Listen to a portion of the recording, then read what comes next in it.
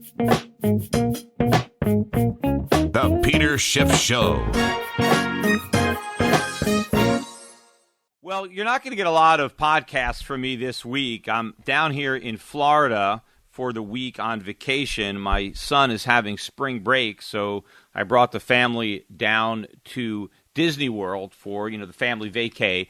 But I am going to take a break this morning to record some of my thoughts on the economic news of the past couple of days, and again, the market's reaction or lack thereof to this cold water being thrown in the faces of those who are still clinging to the belief that the U.S. economy is recovering and that the Fed is going to raise rates. Of course, economic news has come out. It's been bad news, and the markets seem to shrug it off, in particular the currency markets.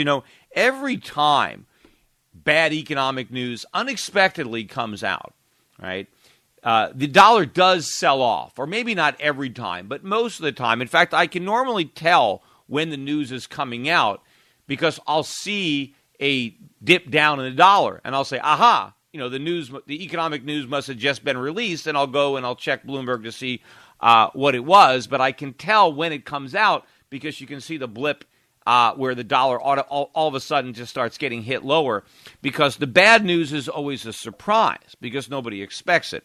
But then what happens is the dollar sells off when it gets bad news, like happened on Tuesday with all the bad news that I will get to. And then it rallies back overnight because the traders are conditioned to buy every dip in the dollar because they know the U.S. economy is strong and the Fed's going to raise rates, and so they buy every dip, even though the reason the dollar dipped is because the economic news is bad. But again, everybody dismisses it because it doesn't count because it happened during the winter. It was cold or maybe it snowed, and so we can throw out all the bad economic data that happens in January, February, and March. But the problem with that logic is if you're going to throw away the first quarter every year, yet still expect 3% economic growth, that's hard to do when you're zeroing out one quarter of the year, because it's hard for the rest of the year to make up for that one bad quarter if it's going to happen every single winter. So you can't think we have a strong economy if you think, the winter doesn't count. It'd be kind of like maybe for a football team, they only get 3 quarters in which to add up points, that one of the quarters doesn't count for them. It'd be hard for such a team to constantly win games if they were only playing for 3 quarters of the time and you couldn't take their score for the other quarter. But be that as it may, this is what people think. If the first quarter is bad, it doesn't matter. Right? And it doesn't matter maybe to the Fed because they're looking at the second quarter and the third quarter. And yes, there are people who are expecting a repeat of last year, because last year all the weak economic data that came out during the winter, we did make up for it in the third and fourth quarter, but not for the whole year. The whole year was still pretty weak, much weaker than people thought it was going to be. But yes, we did have a good GDP number in Q2 and Q3. And by the way, this winter wasn't even that bad. That doesn't even seem to bother people, the fact that it wasn't that severe a winter. Maybe it was colder than normal, but it certainly wasn't any snowier in most of the country. And so it's the snow maybe more than the cold that actually disrupts the business activity. But if you remember, I've mentioned this before on the podcasts, but the reason for the big rebound in the GDP in the second and third quarter was twofold. One was Obamacare. All of a sudden, people that didn't have insurance had to buy Obamacare, and that extra spending was in the GDP, even though a lot of that money had to be borrowed, right? And a lot of people would have preferred not to have bought that insurance, but they were threatened with a penalty tax or whatever you want to call it to get the Supreme Court to validate it. But the more important driver, particularly in Q3, was inventory build. And that was because business was so convinced that there was going to be a recovery that they loaded up on inventory to prepare for it. Right? They wanted all the stuff that the consumers were going to buy in this mythical recovery. But if you remember, I described it back then as a mirage. And the reason I like the metaphor mirage is because from a distance, right, it looks real. And so people were looking at this recovery from a distance and they thought it was real. It's like the guy who's lost in the desert, and all of a sudden he sees an oasis and there's a pool of water there. And this is great, I'm going to finally get to drink. And by the time he gets there and puts his hand in the water, he gets a handful of sand, right? And then he has to spit it out because it's not what he was expecting. Well, I think people are going to have to spit this thing out because the recovery is not what business was expecting, because now they're loaded up with inventory that they can't sell because the inventory to sales ratio is the highest it's been since mid-2009. And what does that mean for Q2 or Q3? It means no inventory build, which is what saved us last time, and we don't have Obamacare. So what is it? What are people holding out for when they're dismissing all this bad economic news and counting on the consumer to come out with guns a-blazing, credit cards in both hands, hitting the malls, and spending with reckless abandon, even though he's already broke? And all of the data would confirm that. As a matter of fact, as I'm recording this right now, oil prices are up $1.80 a barrel. We're at $55.20. This is the first time we've been above $55 a barrel all year. So you got to go back to December to get an oil price as high as it is right now. Now, riddle me this, Batman. If the consumer could barely make it earlier in the year, in the first quarter, with the benefit of falling oil prices, what's going to happen if oil prices are now rising for the balance of the year? Because I think oil is bottomed out. Certainly if we close here, and it looks like we probably will, right? We have a huge double bottom, and oil could trend back up to $70, $80 a barrel between now and year end. And now the consumer's in trouble because what was a tailwind becomes a headwind. And think about this. People were expecting the consumer to really benefit from lower gas prices. And I think he did, except the consumer was in such bad shape, he could barely walk. He got a crutch in the form of cheap gas prices that he's been propping himself up with. Now that crutch is about to be taken away. So the numbers would have been even weaker had it not been from the salvation of cheap gas prices. This was like manna from heaven. But now that's going away. And now, with all the problems that the average American is struggling with, he's got a low-paying part-time job, his cost of living is going up, and now the cost of gas is going to go up too, right? So now things are going to really compound. And if you were counting on the consumer to bail out the economy in the second and third quarter, how is he going to do it when he also has to pay more for gasoline? But nobody is really worrying about this. Everybody is so convinced they've got it right. All these traders who are loaded up, long the dollar, short everything else, they're all on the same side of the boat, and they're so convinced they're right. They will ignore all the evidence that they're wrong until one day they can't, because they're overwhelmed with that. It's going to be a wake-up call, kind of like it was with the subprime mortgages, where people for years were convinced that the mortgages they were buying were worth the paper they were issued on, that they were worth more than par, because after all, everybody knew real estate never goes down. People always pay their mortgages, right? So this paper is good. Money good paper, until all of a sudden it wasn't. Until all of a sudden the bankruptcies hit, the subprime lenders went out of business. All of a sudden it was an avalanche, and everybody came to the same conclusion at the same time, and they all tried to rush from one side of the boat to the other, and it was impossible, and the market imploded. And the same thing is going to happen in the foreign exchange markets when people realize how wrong they've got this story. That it's not about a U.S. recovery, it's about the U.S. relapsing into recession. It's not about higher rates, but when and how big is QE4 going to be? Now, let us get to the data du jour, or the data of the week, and dissect all the bad news that Wall Street is ignoring, particularly foreign exchange traders, right? And not necessarily stock market. The stock market goes up on the bad news because they sense that it means interest rates stay lower for longer. But the currencies traders are the most reluctant to give up the ghost, because this dollar story has had a lot of legs. There are a lot of people playing this game, and there's a lot of people who are about to have their heads handed to them. Also to the shorts in the oil market. Everybody's been talking $20 oil, $10 oil. We close up here above $55. There's a long way for the oil price to go up. So there could be lots of trend changes here, changing trend in the dollar, changing trend in the oil market, changing trend in the gold market, still hanging out around 1,200. But if the dollar's going to go down, if oil prices are going to go up, gold prices are going to go up. This whole phony baloney story is unraveling. Again, remember, too, that if we get weak economic data, people are saying, okay, the Fed might raise in June. But if we don't get the recovery in April, and so far the data doesn't look good. We've got some April data I'm going to get to. But if we don't get a recovery in April, then obviously the Fed's not going to raise. If we don't get a recovery in the spring, the Fed can't raise rates in June. Now they're going to have to wait for the summer. And I'm sure a lot of people will be saying, yeah, the summer is going to be good. The rate hikes are going to come in September.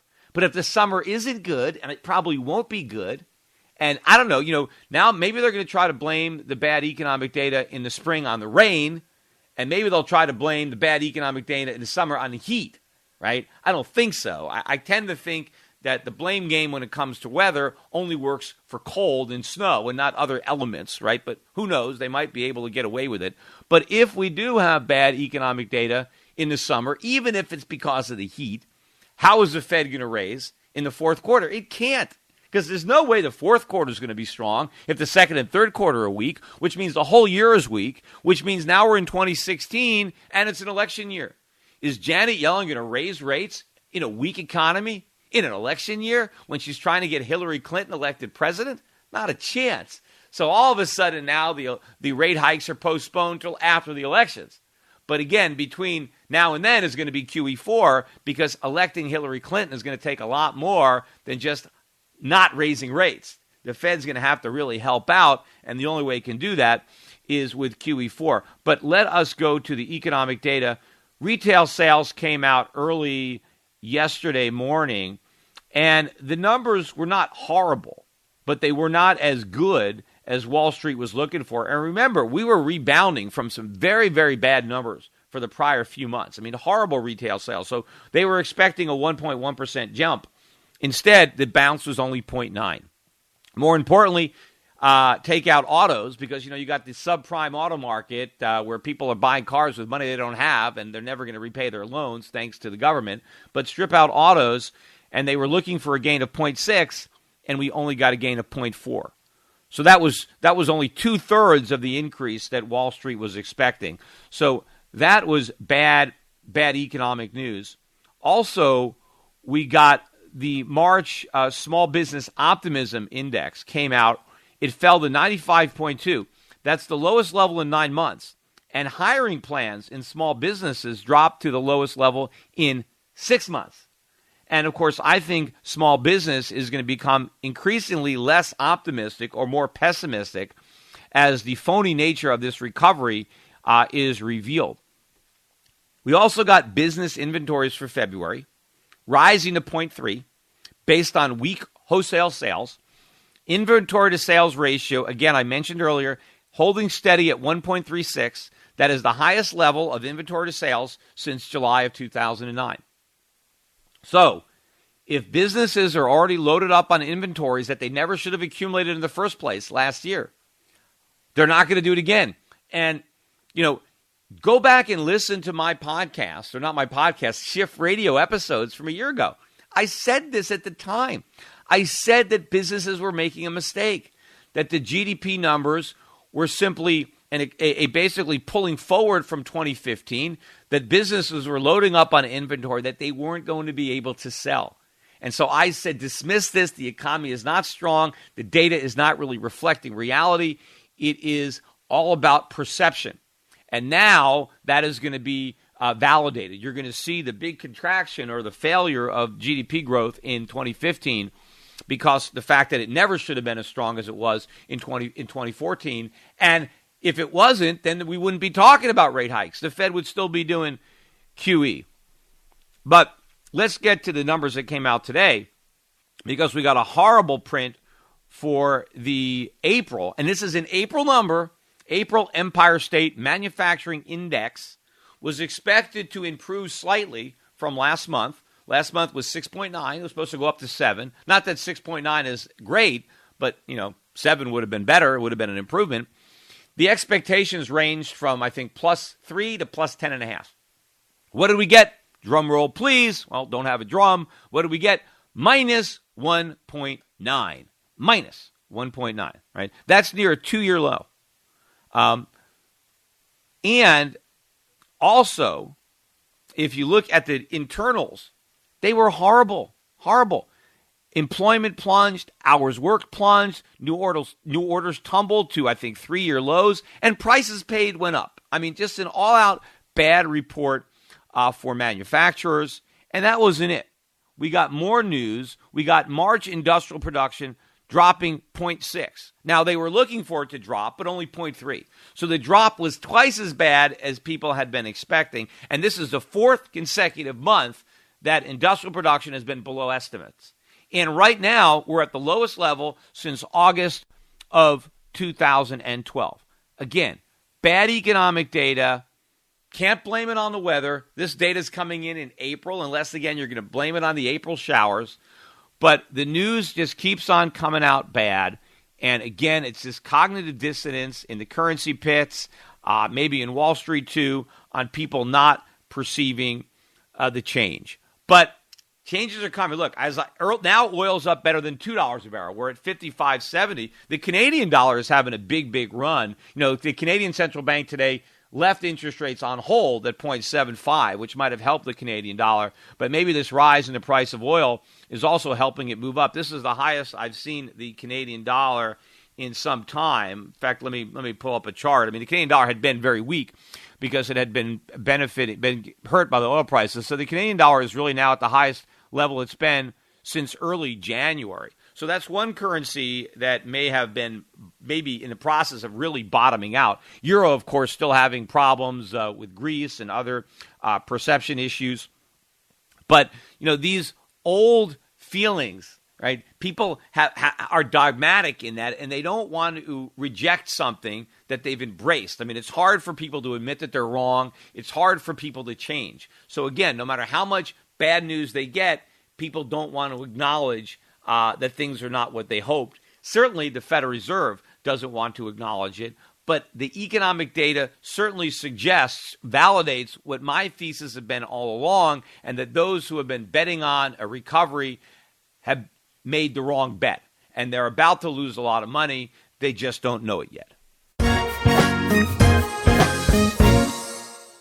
Hello, this is Peter Schiff. I bet you didn't know that without silver, you wouldn't be hearing this podcast right now or be able to use a computer at all. From laptops to smartphones to TVs to speakers, virtually all modern electronics use silver to conduct electricity.